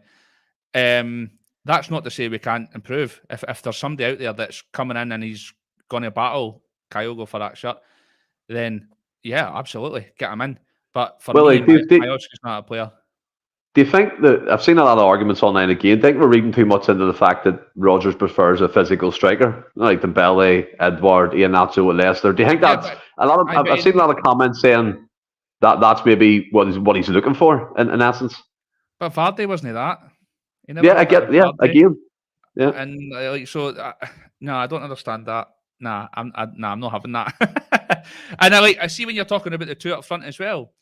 You said they went to 3-5-2. For me, recently, because we've had so many injuries and we've lost pretty much all our wingers, I thought that was something that you maybe look at with Taylor as a left full back and either Johnston or Ralston as a right full back and playing the two up front. And I think actually O and Kyogo would be perfectly suited as a two up top. It's more the physical presence, and then the wee nippy man. It's pretty much back to the 90s. The wee nippy man that makes the runs and gets the flick-ons and knows a big physical presence. So I would actually be interested to see that. But what did you just ask me there? Oh, the belly, the physical striker thing. Yeah, no, I don't think that's necessarily a thing. I actually think it's the opposite. I think he prefers somebody that stretches the defence and likes to get the runs in behind like Vardy did. And so I don't see that. But so for me, I don't think it's an issue. I'm not keen on loan signings unless it's a view to buy and they're going to improve the team. But with the Asian Cup coming up, I think it may be something we need to look at if we can't get somebody to come in. I wouldn't be wanting spending money on a Majowski who's going to come in and play a bit part here and there, and then we're selling him in a year or two time. Like Gavin said, we've done it many times before. Like Chris Killen's a perfect example. I just don't think he improves their first 11. And for me, if you're not going to buy somebody that's going to push the other players on and improve the 11, then I don't see why you make that signing. And Gavin, I've seen you kind of trying to jump in there. Have you anything to add to that before we move on? There was a couple of points, like what you said was, like, what if we buy the third striker, but it's not for the intention of him being the third striker, it's for the intention of him being the first striker. That's a bit of a game changer, and I totally get where you're coming from. So if we're open to the possibility of selling Kyogo and spending decent money on a number 9, then okay, I get you. But the other kind of counterpoints I was going to make was, if we had really good money to spend on a player, which we obviously do, we just haven't pulled the trigger yet, should we be doing that on a number 9, or should be developing another position in the squad. And the other thing was, I've just got this kind of nagging thought that Rodgers doesn't like having a striker who has a monopoly on the goals. I think he likes to spread the goals around. That's what he's trying to implement, that change in style. And that's why Kyogo has not been as potent as what he has been under Ange, because Ange loved depending on Kyogo. Ange was right, but Rodgers is right as well, because if Kyogo gets injured, then we're up shit creek, aren't we? Yeah. Yeah, no, I agree. Jez just jumped out. I think he's jumping back in here. Give him a wee second. But I mean, looking at it there, Jed, coming to you just to kind of round off the game, if we bring it back to that. O'Reilly and Gustav Lagerbielke, he came on again in the cold, as Gavin rightly said, and you thought it was offside. What I do want to talk about as well is just that bit of play up to it. It was a corner kick, it was basically wasted. Went out, Alistair Johnson whipped it back in. O'Reilly with a fantastic touch, took it past their player, and he played a sublime ball, by the way. He just kind of flicked his foot, and it went over their defender's head, and Lagerbielke was in the right space at the right time. And we finally won a Champions League game. But one of them ones, we done what Lazio did to us, but the Feyenoord, didn't we? And it was just fantastic. Yeah, I mean, obviously delighted when we went in. And like I said earlier, we had some Feyenoord fans round about us. And I says to them, don't worry, you'll get an equaliser. And they actually turn around and says, no, we won't. No, we're not going to, you're going to win. So I was quite surprised. So they obviously were doubting their strikers. So, but like I said earlier, when the goal went in, because there was nobody near Lagerbielke, I thought, he must be offside. So I'm looking at the linesman to see if he's got his flag up. So it's this delayed, you can't celebrate until you know everything's okay. But no, just delighted that we got the result. And especially for Lagerbielke, because let's be honest, Rodgers is kind of threw him and the Rocky under the bus a little bit in the last few weeks. Yeah. Which, I don't like I've been slagging players all night, but it's, you don't like doing it, Jed? Come on, you love it. I know. But the clubs, I've got them in my heart, has these players? No, they haven't. So there's the difference. I feel I can comment on it, they can't. But just delighted that he got the result. And I would actually play him tomorrow. I would actually play him tomorrow. I think as well, what was quite telling really was he got on, Lagerbielke got on before Nat Phillips. I think you can basically count his days down to going home to Anfield in January. He's probably not going to feature much going forward. But I mean, Welsh came in from the cold started over him, and then Lagerbielke, who was questioned attitude-wise in training, came in and got his goal. And I mean, Gavin said something that's kind of stuck in my mind. He doesn't think it's going to kick on his Celtic career. What I would say to that really is he played on the back two of Scales and Lagerbielke at Ibrox. I thought they'd done fantastically well. We're on the pitch. He got Swedish Defender of the Year. He got his first goal for the Swedish national team, and he might be a bit of a slow burner for us, but he's come on and he scored the vital winner. And obviously, like you said, future Ballon d'Or winner Matt O'Reilly was there with a perfect assist. Yes, mate. I mean, we kind of in the group chat, the build up all day, we were all excited for the game, and we were kind of talking about how CCV was out and who was going to partner Scales, and I think pretty much everybody didn't want Phillips starting, and I actually wanted us to start with Lagerbielke, and the reason for that is, even the money, the reason for that is, I, especially in this game, everybody calls it a dead rubber. It obviously wasn't. We needed to win the game, but I would much rather see us play, a guy that's came in that's a young prospect, that's obviously the Swedes are raving about him, and I'd much rather play him in this game, let him build experience and see what he's got about him, than a guy that's going to go back to Liverpool in 2 months and sit in their reserves again. Wally, so I've got an appointment in Runcorn in January. I'll take him down. I'll even stop at the service station, buy him coffee, have him. I'll not take a penny off him. His agent must be dynamo. I don't know how he's managed to get a contract at Liverpool. I mean, he's obviously. I mean, it happens. Like Shane Duffy obviously wasn't a bad player, but he came and had a torrid time at us, and the big man's and he's had limited minutes, to be fair. But I totally agree. He's no performed for us at all. And I think he was a signing to come in, that experienced player that everybody was wanting for the Champions League. And it's not worked out that way. So a few years, I know Ross was talking about he would have played Lager Bielka as well. And it's just for that reason. I don't want us to play this, and especially in that sort of game where it's not imperative that we win. Obviously, we needed a win, but it wasn't imperative. I'd much rather we play the guy that was the future of the club than a guy that's going to be sitting in the reserves for Liverpool in a couple of months again. And when he came on, I thought obviously he got his goal, but there was a point where he pressed up on the right wing and went right through the player and took the ball as well. And see, to be fair, whenever he's played, I think he's done fairly well. I thought he was unfortunate to get sent off in Rotterdam. I still think it was he just blocked the player off. Paul McFarlane's through the puns tonight. Ross will love that. He's good. Ross good. Loves a pun. Ross loves a pun. He should have been on tonight. I was very impressed. I thought he did well, and I'd like to see a bit. All the centre halves we've got at the moment, if CCV's out, I'd like to see a bit more of this boy. Saying that, I don't see the guys in training every day, and the gaffer does, so I trust him implicitly with his decisions. But hopefully he gets a wee run on the side. With regards to the goal, Matt O'Reilly has been absolutely sensational this season, by far and away the best player in the country, and it's not even close. Nope. For it to be at that point in the game where obviously the tension's high, we need a win to get this monkey off our back. 9 times out of 10, a player, when that ball comes over, would have just drilled that right across the 6-yard box first time. But he's got the awareness to just take it down, and then when they backlift, just dig that ball out perfectly at the back post, spot Lager Bielka. Lager Bielka gets the plaudits for the goal, but it was all made by Matt O'Reilly. And Matt O'Reilly ran to the other corner, kind of celebrated on his own, and he deserved it because he deserved all the praise for that goal. What a player. Magic goal, magic moment. And what I would say about this as well, this is again, I kind of feel like I'm arguing with all our fans all the time recently, but all I seen on social media after it was enjoy him while it lasts because he'll not be here long. And it's like, for fuck's sake, like, you're wanting quality players and we've got one, and now you're saying, he'll be away in 2 weeks. Do you know what I mean? It's like, fucking enjoy it. He's loving his football here.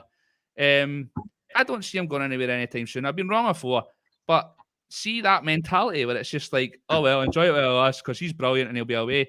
But you're also wanting quality at the club. I don't understand it. He's been magic this year. He will, and I think even if he gets injured tomorrow and he misses the rest of the season, he'll still win Player of the Year because he's been that good so far. But in that moment, like I say, for him to have that awareness, because I know for me, if that ball comes back across, I'm just drilling that as hard as I can towards goal and hoping it goes off someday.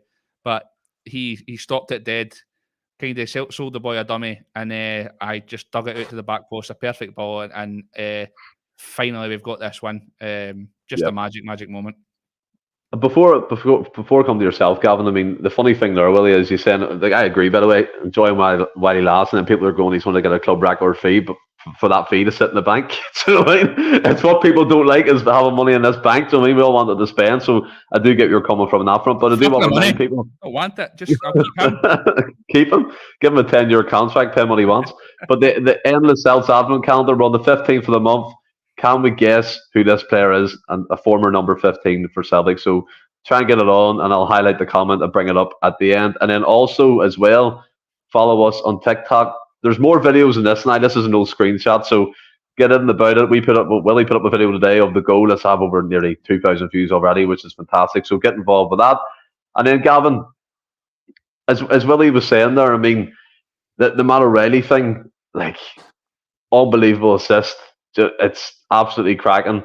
And then Gustav Larkeville, I mean, he's played in the games he's played. Celtic haven't lost, I'm sure I'm saying. And you were saying he don't see a future for him at Celtic and getting in the Swedish national team. He never said that. So, no, Gavin did. No, Gavin. He said he's not sure that moment will mean he's going to push on. That's what I mean. That's what I mean. Sorry. There you go, Gavin. Being corrected there. But can you see him maybe pushing on and playing with either Carter Vickers or Scales? Didn't we lose in Rotterdam when Lager Bielka played? We did. He got sent off. At league games, I think. I don't know. But there we go. Right. This is what people are saying in the comments. Right? Sorry, what was the question? Right, I'm packing it in, boys. Do you think you could see him playing, like establishing himself and playing alongside CCV or Scales? Well, stranger things have happened. I guess one perplexing thing is that I think he win Swedish Player of the Year. He's actually been. I think he's been favoured over Karl Starfelt for the Swedish national team. So they bet. Obviously, the international setup, they've got a better understanding of what he's capable of than what I do. So I'll give them that, which is not easy, which is not hard. But is he going to make a career for himself at Celtic? What is he, about 23? 23. Yeah. 23, I think, mate. Aye. He's got the height. He doesn't look like he's got the muscle. Does he have the technical attributes? What I like from my centre-back pairings is one guy who's just nasty as fuck, and the other guy who can play it about, who can maraud forward. I don't think we've got that. Even with like Scales and Cameron Carter-Vickers, I don't think Scales has that marauding forward. Kind of like Vidic and Ferdinand, or another Man U pairing, Bruce and Pallister. It was a yin and the yang. I think that's very, very important. You don't want the same. I don't really know what Lagerbielke has in the locker. It's very, very early days. And the other thing which is blinded me from his what he's got in the locker is the fact that he took a massive confidence knocker early on in his Celtic career, which you wouldn't wish upon anybody. We spent $3 million on him. He had a poor time at Ibrox. Then he gets dropped. And the guy who you thought was the cheap Charlie, Scales, has risen to the fore and he's outshined him. So I'm being harsh. And as Jed has mentioned earlier on the podcast, we want to give Celtic players the benefit of the doubt. Is he got a future at Celtic? Well, at one point, Greg Taylor looked terrible, and then he had a brilliant season for Celtic, and we're thinking we're lucky to have this player. Thank God we stuck with him. It happens. Jackie McNamara at one point became unfashionable just as Mark O'Neill took over. But then after a couple of seasons, he came back into his own, and you realise the worth of a player. It's probably too early to write him off, but I've written him off, and that's what we do. We hype people up, we bring them down. That's how fickle we are as football fans. So there's no. I'm not writing this. I'm just. I don't know, mate. I don't know. So I was right. I'm basically right, Gavin, in a roundabout way. Take it. Take the credit. But I mean, Jed, obviously rounding off the European chat, we got the win. How would you rate Celtic's European campaign between A to D? What would you give it as a mark? Sorry, what mark between A to D? A to D? A C. I see. Fair enough. Any reasoning behind it? Any glimpse of hope for the future? We need more quality. I have said on numerous times, or even making comments on this programme, that I personally feel at this moment in time the Champions League is a massive step up, and I think we really struggle. I'm hoping that we got 4 points this year, 2 points last year. Let's win the league this year and see where it takes us next year with the new Champions League setup. I do think we've got a hell of a long way to go. You can see it, the difference in class. But by the way, look at spending money doesn't guarantee anything. Look at Man United, what they have spent this season, and they're finishing the same points as us. We are a group that we would have put your hands off to be in, the group that they were in. Yeah. So we just need to give Rodgers, we need to back him. And then if it doesn't work well, the buck will stop at him, because he's brought in the players. He can't blame Lowell, he can't blame anybody else, because he's going to agree to bring in these players. So that's why I would say a C in the Champions League. Because that's the first. This moment in time, it's a fantastic. I love going to the European nights. I love it. I think it's amazing. But I just feel at times it's a step up, and I don't want us getting embarrassed like we did in Madrid. Yeah. That's my only concern. You don't want we know ourselves. There's a lot better football teams than us in Europe. We think we're the best, but we're not.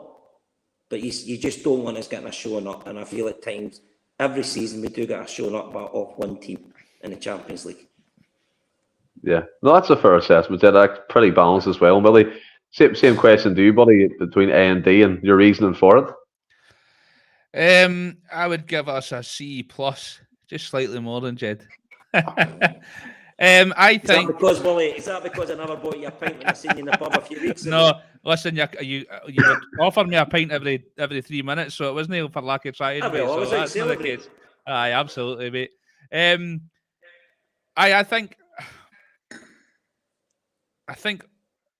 if a wee tiny bit of luck went our way in some of the games, we're sitting here in the last 16 and with a depleted squad, and there's a lot of negativity about the club at the moment, and you would think with social media that we're 20 points behind and we're having the worst season ever. I actually think with the injuries we've had and the sort of squad we've got at the moment, I think we've done fairly well, to be honest with you. I think Tony posted in the group chat if you look at all the group stages right now, there's 3 teams that have qualified for the Europa League on 4 points, and some of the other groups. If that was the case, we'd all be sitting with smiles on our face right now saying it's been a fantastic campaign. Unfortunately, we've not. So, you know what? It's these fine margins, and that's what it is at this level. Again, much the same as last season. I'm proud of the team, but I'm disappointed because I feel like we should have got more points than we actually did. But it wasn't to be. I'm glad we got that win on Wednesday. That's massive for us, I think. I think that will push us on this season. But I think with what we've got at the moment, I think we've done fairly well. And see, to be honest, I actually still think the team's still trying to get used to Brendan's style. I still think we're not quite there yet. But I think once we've got people firing, once we've got some new signings in, and when Brendan's got another year under his belt, I really think they'll have the team firing, and I think it's positive for the future. I really do. I'm sick of having the argument because people are like, "Yous are rotten and yous haven't qualified and yous are this and you haven't won this amount of games." But so many of the games that we've played in the last 2 seasons, it's little decisions or it's a minute thing it could have been a totally different story, and it's the same again this year. And I agree with Jed. I think Man United have spent like $1 billion recently in the last couple of seasons, and they're ranked rotten. So, and that's again goes. I'm not going to get into it again tonight, but that goes back to my point about how like money doesn't like just because you're buying a player for 10 million doesn't mean that he's quality. There's a better chance, and I do agree we need more quality in the squads. It's just like the gaffer's been saying. I just don't think it's as easy to do that. But I think I don't. Again, I mean, but I've been saying it for about 3 seasons. I don't think we're far away, and we're in the same conversation. So you could argue again.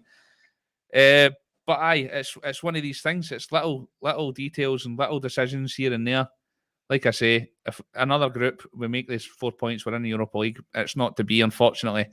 But I think we can hold our heads high, and I'm positive to see what happens the rest of the season. Hopefully, whatever's going on with the fans and the debacle, and everybody can get behind the manager and the team, and we can have a successful rest of the season domestically, and we'll go again next year, and we'll have a good go again next year. And it's going to be interesting because it's a totally different format. So it'll be interesting to see how we go.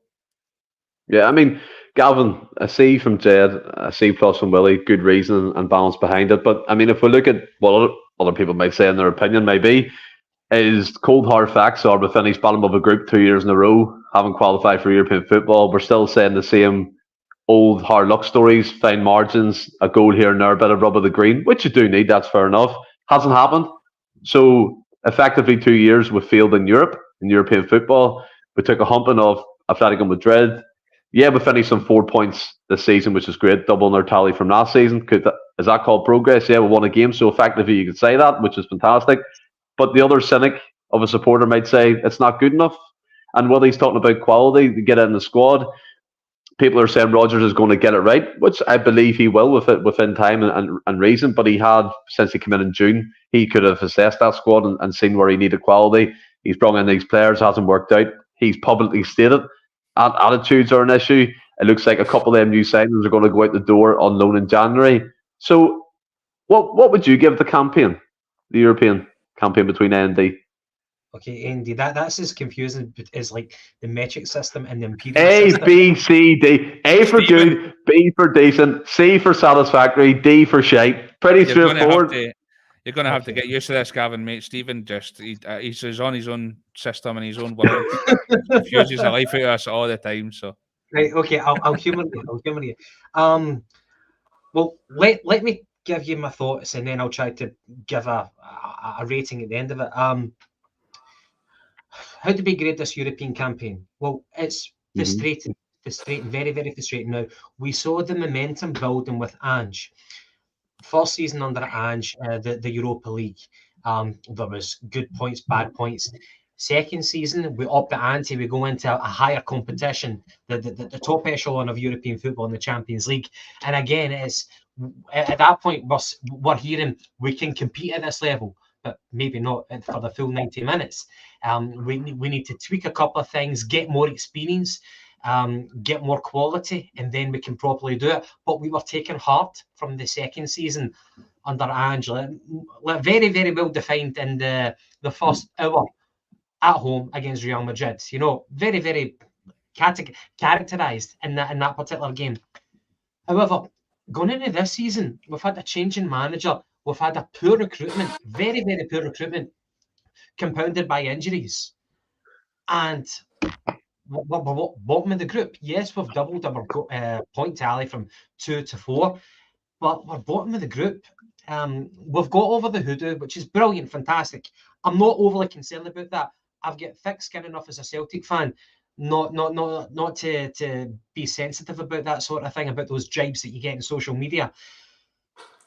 But again, it's the same thing. It's the same thing. We've with the turnover, it's been really, really poor, and we should have won games where we ended up like taking a point. We've lost games, so I think I'm going to have to give it maybe, I don't know, a C minus.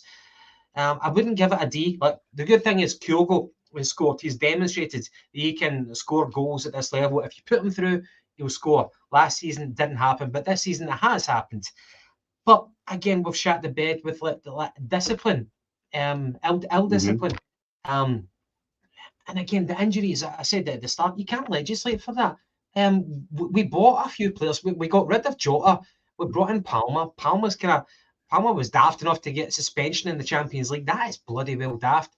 You'll learn from that. Aaron Moy, a lot of people will wait till you get James on in this podcast, for the Jungle Gyms podcast. He hated Aaron Moy, but Aaron Moy was really, really calm under pressure. So did Stephen. We lost that composure as well. Get rid of Starfield. Everybody, like he was, it was so popular to criticise him. But be careful what you wish for. We get rid of Starfield, bring in Noropsky, he gets injured. Liam Scales get promoted to the top of the class. You couldn't envisage that. But what can you say? Overall, the experience of the group has diminished, I think. The European experience has diminished because of everything that's happened. So I'm going to give it a C minus. Aye. Don't get me wrong. I'm not a hater. You're a Celtic fan. You enjoy it. You hope for the best.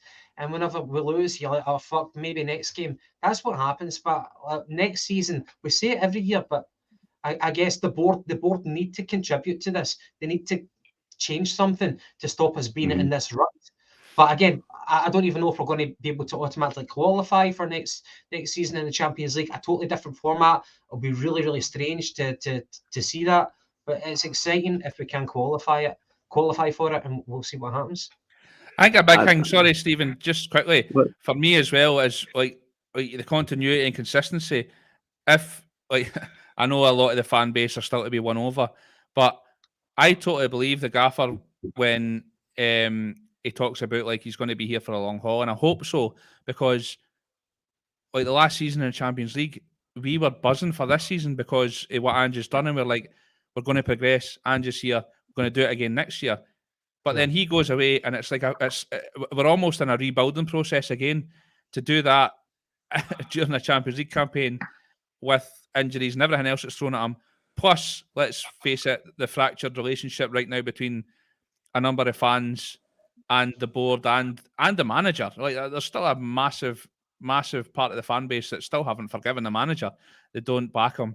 So hopefully the gaffer stays and he's successful for the next couple of seasons, and he can implement his style, and he gets players in that suit that style, and we get that consistency. And when that happens, I truly believe we've got a chance. We've got a chance to get through, and get Christmas and stay in the Champions League after Christmas. But I mean, football nowadays is a fucking absolute merry-go-round, and it's difficult to get that consistency. We really thought last year, coming into this year with a few additions to the team that we had and Andrew's flying, that we would get a proper goal. And I truly believe in that group stage. For what I've seen for all the teams, obviously discarding Atletico away, every other game we were well in. And obviously I'm no Mystic Meg, and I've got hairy balls and no crystal balls, but I would think that I'd be willing to bet a lot. If I had a £5 free bet on Bet365, I would bet that if Andrew was still here with that nucleus team with a few additions, that we would have possibly been far more successful than we were. Yeah, I mean, again, we'll never know that side of things, but I do agree with you. So I'm looking forward to the new kind of format of the Champions League next year, guaranteed 8 games. Rodgers seems confident, and I agree with Gavin to round it up. The board need to contribute to it, and obviously back the team and back the manager with the targets he wants. But again, that's a discussion for January. And what would I give it? A to D, I come on. D plus. D. He's getting at a fucking Z. I would give, for the reasons being that it's a failure, I would give it a D. I mean, 2 years in a row, I'm going to be honest, like you have been at, do you know what I mean? It's for 2 years in a row, we finished last in the group campaign. We've been humped by Atletico Madrid. It's the same old story, it never changes. Yeah, we won against Feyenoord, but in my opinion, any progress in Europe is staying in the competition beyond Christmas, which was the target for Rodgers. He said that loads of times.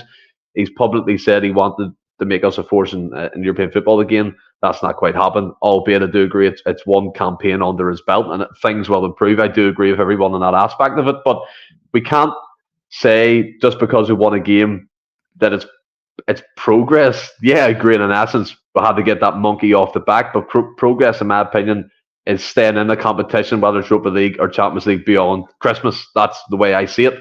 So that's why I would mark it as a D. So see, just saying that, mate, see, like I said earlier, I know how that there's some of the groups, there was like 3 teams on 4 points that qualified for Europa. Would you have seen that as a success if we were in one of the groups and qualified? But we weren't. Yeah, I know, but if we were, that hypothetically. If we were and the group evolved to that and we qualified with 4 points, yeah, it's because we stayed in after Christmas. That's all I mean here. And look, I see Monty getting raging here that Rangers people compare us to them. I don't really do that because we're in the Champions League, they're in Europa League. I do get where he's coming from. Obviously, they top the group and things, but I'm focused on the Celtic for now, and I want us to be better and do better in European football, like we all do within this podcast. People who are watching and contributing to the stream as well. So that's why I would give it a D. Do I sound stupid? Probably. Do I sound like I'm contradicting myself? I do quite a lot. Not at all, mate. It's my opinion on things, and you referenced Manchester United and what they spend. We can't control Manchester United. We can control our own destiny. No, I know. But the point was, like, everybody has that argument. Like, people have been arguing me till they're fucking blue in the face. Yeah. About we need to spend money, and I've never said we shouldn't spend money. As the money's there, spend it.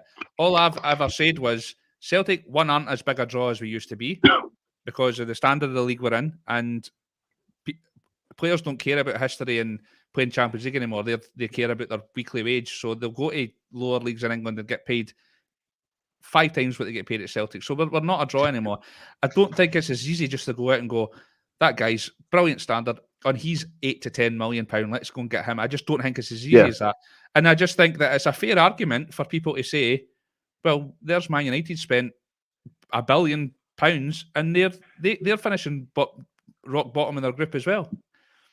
I just think it's a fair argument to say that. That's all. I get that, but I'm guessing obviously there's Manchester United fans who are crying catastrophe right now with the way their season's going. Do you know what I mean? So 100%. But for me, that's why I would give it a D. That's my honest opinion on it. Progress in Europe is staying in a competition after Christmas and actually winning a knockout tie. That's the next kind of objection for me in that side of things. But Steve, can I bring up? It's just been a bugbear of mine for years. If you finish third in the Champions League, you shouldn't get into the Europa League. You finish third in the Europa League, you shouldn't get into the Conference League. To qualify, end of. Yep. It's an absolute joke. I think Jed, I think that's stopping with the new format next year. I don't think any teams drop. Well, it's a joke. It really is. I agree with that, mate. Aye. It is, which would kind of make it harder for ourselves, but we kind of go with the flow. But Jed, we're back to domestic action against Hearts, and look, again, Hearts are a bit of a basket case at the minute. They had their AGM, and I know the fans were questioning Naismith, his born state of football. They got beat by Aberdeen 2-1 recently as well. They're not on a great run of form. But you said it. This is. I mean, every game's a pressure game, but for some reason, there's a wee bit of pressure in this because of the league form with the defeat. They've creeped up in points. Obviously, 5 points at the minute. We're in front, but if they win their game in hand, it's down to 2. And it's vital until the 30th at least that we maintain a clean run of victories. We have to win. Our league starts tomorrow night. We can't, what happened last week is in the past. The league starts tomorrow. We have to win every game to the end of the year in the league. We have to. So we do. And I expect us to put on a show tomorrow. I think we'll win tomorrow. But the fans need to play their part tomorrow. We cannot be sitting expecting the players. We need to give them back in tomorrow. Because you could see, as Gavin mentioned earlier, the fans were supportive of them on Wednesday night, and they played to that. So let's get behind the team tomorrow. Let's start and we push on from. Absolutely.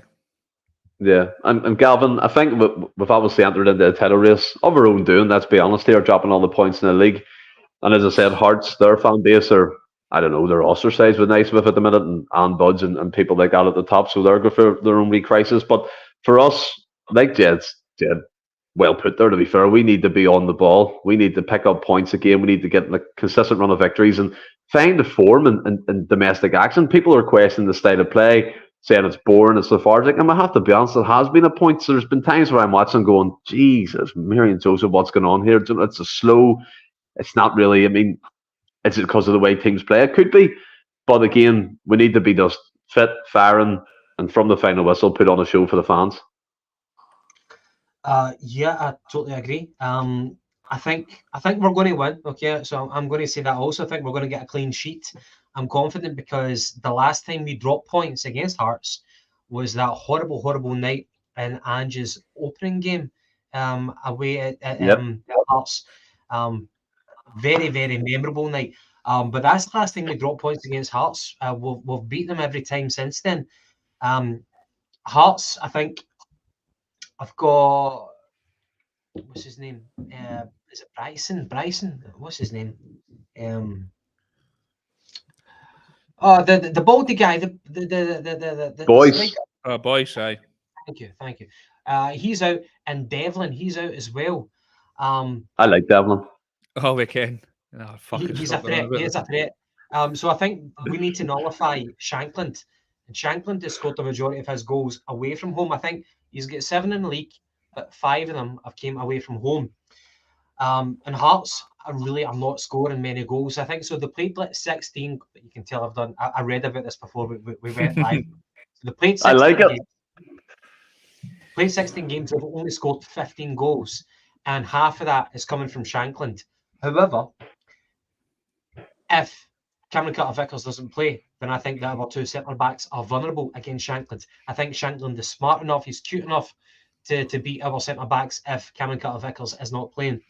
I've read that Cameron Carter-Vickers is ready. I've also read that Maida is ready. Yeah. So I think we'll beat them at home with the home crowd behind us. And as I said, I'm going for the clean sheet. I'm expecting, whether it be a huff and puff performance or whether it be a free scoring performance, I'm predicting a win. You rightly said that the Hearts fans are kind of ostracised with Naismith right now. They're not doing too very well. They're not the Hearts of a couple of seasons ago under Robbie Nielsen. They're the Hearts under a guy who doesn't know his arsehole from his ear hole. And I think we're going to beat them. Whether comfortably or whether not, we're definitely going to beat them. So I'll put my neck on the line for that. Well, I'll put you on the spot before we go to Willie. What's your score and line-up prediction then? Okay, I'll go for 4-0 then. Right. Line-up prediction? Right. So assuming Kamikata Vickers is back, then you've got Hart, Greg Taylor, Johnson, Scales, Kamikata Vickers. In the midfield, I've also read that Iwata should be okay. So assuming Iwata's back, you've got him, McGregor and O'Reilly. And Palma, I've also read, I've been doing a lot of reading today, I've also read that Maeda should be back. So you've got Palma, Maeda and Kyogo. If Maeda isn't back though, then I would stick with Mikey Johnson, Palma and Kyogo. But hopefully Maeda can come in, Iwata can come back, and Kamikata Vickers can come back. So there we go. Yeah, and what about yourself, Willie? What do you think of what Gavin said there? Aye. Interesting. For me, I don't think it's going to be as easy street. Hearts aren't the same team they have been, but I don't know. Just the last few league games, I just don't feel like we've got going. On the back of that performance on Wednesday night, I think the boys should be right up for it, and we should go and do them. But I still think it'll be fairly comfortable. But I think we'll probably. I'll go 2-0 because I, like Gavin said, I've noticed they've not been great in front of goal this season. The goals for column is not looking good for them. Good enough for them, right enough. But so I think it'll be fairly comfortable, but I'm not so sure it'll be a rout. Yeah, and what about lineup? Same. Oh Jesus Christ! I don't even think Brendan knows. When was the last time Brendan picked? When was the last time? When was the last time? I could count on one hand, I think, this season where he's picked the same 11 twice in a row. And he always throws that, like, no, not one person would have said Welsh is playing on Wednesday night. Buff, Welsh is playing. The other week there he did the same. It's like Holmes playing this week, and then we didn't see Holmes for 6 weeks, and Bernardo's in. So I'll just tell you what I would play, because I'm not even going to try to predict what he does. But I think if CCV's fit, he's always going to play. So he would play, but if he doesn't, I would like to see Lagerbielke. I want to see some more minutes under his belt and see what he can do. But I think the rest of it, Johnson, Taylor, and Scales needs to play. Hart's obviously going to be in goals.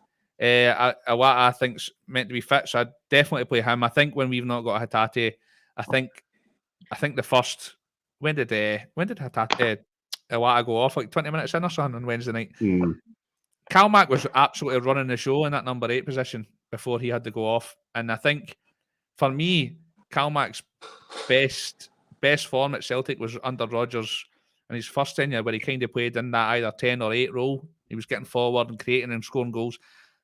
By the way, I would never have took him out the 6 under Ange because I thought he was immense in there as well. But I just feel like in that position where he can just drive, there's nobody at their team that gets the ball at their feet and just drives into the opponents. Nobody does it. Rogic used to do it. Even O'Reilly doesn't do it. That's not his game either. Love to see him in the number 8. So for me, if Iwata's fit, he's got to play every week until Hatate's back. So it'd be him, Kalmak, and Ballon d'Or 2024 O'Reilly in a midfield.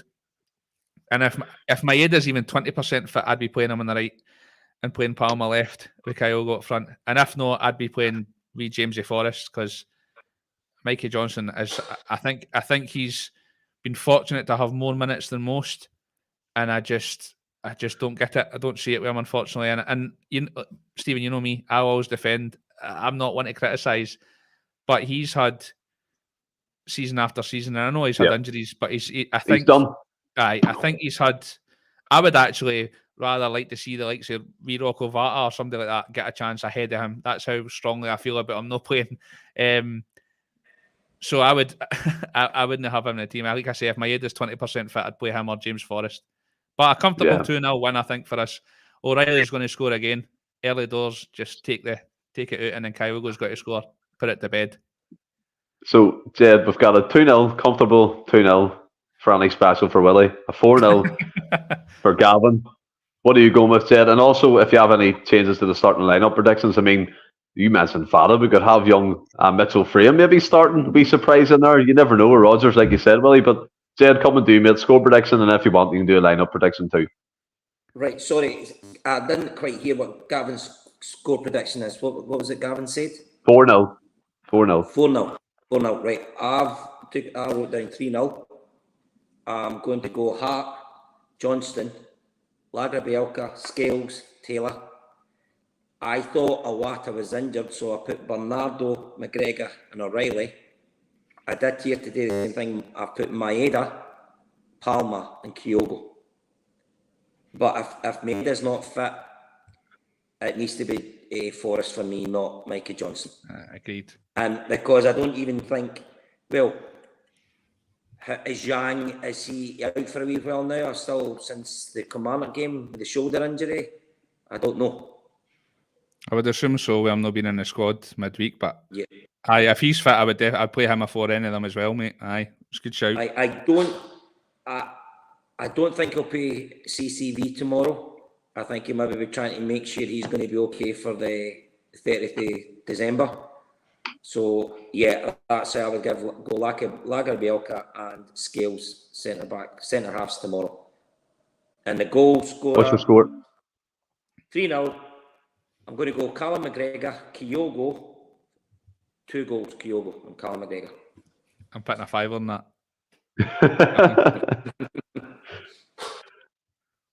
Can I ask? Right, so Stephen Welsh started the game. He didn't disgrace himself. I remember 2 shaky passes in the first half, but he grew into the game. He came off just because he was not match fit in the second half. Predictably, Lagerbielke comes on, he scores the goal. I disagree with you guys, but I'm not criticising you guys. Why would you start Lagerbielke ahead of Stephen Welsh? Gavin, I personally think Lagerbielke is a better player than Welsh. That's the only reason why I've put him. But I agree with you. Like I said at the beginning of the show, Stephen Welsh played a good game the other night. So he may well deserve to get his place tomorrow. But that is just my personal opinion. I don't rate Welsh. I think Lagerbielke is a better player than him. That's a fair point. It's a fair point, Gavin, mate. I totally agree. But Welsh is kind of one of them for me. I've always actually quite liked Welsh. I think I don't think he ever fires in like horrendous performances, but he's never like world beater either. He's always 6 or 7 out of 10 for me every week. And the reason I would just go with Lagerbielke is the same reason I would have went with him on Wednesday night. Is just because there's a lot of hype about him. You said yourself, I think he's ahead of Starfelt for Sweden, and I just think that we've spent a bit of money on him. He looks a decent prospect. Hearts aren't scoring many goals, and I just want to see minutes under his belt because we've bought him in, and he's not had a run at all. And obviously, the gaffers came out and said certain things about certain players. I would just like to see minutes under his belt, to be honest with you. And Welsh again, he was thrown in cold. I think if he was thrown in again, he would only be playing an hour anyway and be hooked off. So I personally would just like to see minutes under Lagerbielke's belt. But it's a great point. Cheers. No, fair enough. I mean, that kind of rounds the podcast up. There's been quite a long one, quite eventful, and actually really enjoyable as well. And I do want to come to the Endless Celts advent calendar. Who is this player? I mean, Willie, we want to do the honours. You got it within 0.2 seconds, buddy. It's the one, the only, Diamansi Kamara. And the only person to get that was, let me see if I can get this comment back up here. No way, only one person got that? Only one person got it, yeah. Really? Yeah, and that's playing up, yeah, which is great. It was, let me see, Michael Mitchell. He got the last one as well. Absolutely quality at them, like 100%. But to you, Gavin, first time on with us, have you enjoyed it, buddy? Mate, it's been brilliant. We're 2 hours in. I was thinking that longer we stay on and the longer I'm drinking, I I might just forget like what your questions are. But no, it's been fantastic talking to you guys. From the Jungle Gyms, we've watched you guys for like a number of years. Not like kind of a voyeur kind of like perspective, but like we were just saying, we want to kind of get to where you guys were, and let circumstances necessitated that we had to kind of close down what we were doing, but we wanted to stay in the podcast game. We're really, really grateful that you guys have taken us on. Thank you for that. A lot of the people in the comment section, I recognise the names of that, and it's just great kind of part of the Celtic community, the fans that they kind of circulate between all the Celtic podcasts. It's great to see a lot of familiar names.